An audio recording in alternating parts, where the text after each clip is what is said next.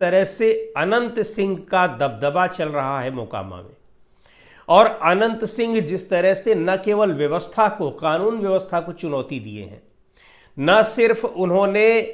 उनका नाम इस हत्याकांड में आ रहा है, हालांकि उनके खिलाफ एफआईआर दर्ज हुई है, उनके खिलाफ और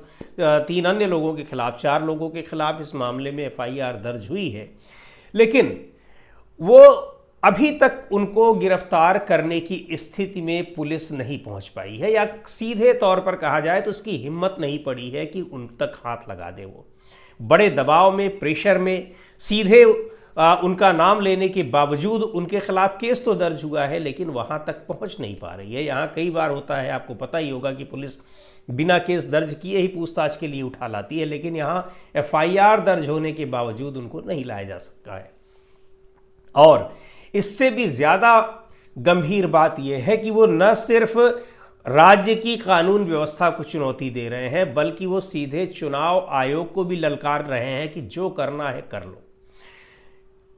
अनंत सिंह ने मीडिया से बातचीत में सीधे तौर पर कहा, उन्होंने बताया कि यह घटना कैसे हुई, और कह रहे हैं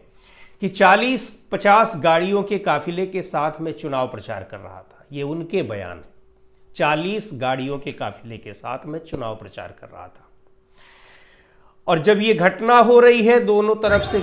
यहाँ पर गोलियां चल रही हैं, तड़ातड़ गोलियां चल रही हैं,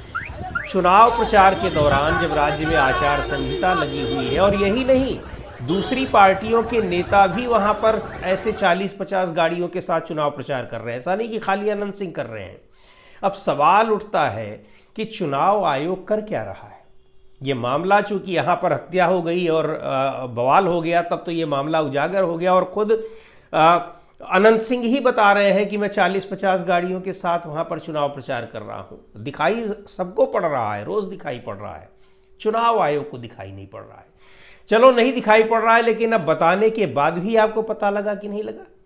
आचार संहिता नाम की चीज कोई है या नहीं है, आचार संहिता के उल्लंघन का कोई मामला है या नहीं है, लेकिन चुनाव आयोग को नहीं दिखता है।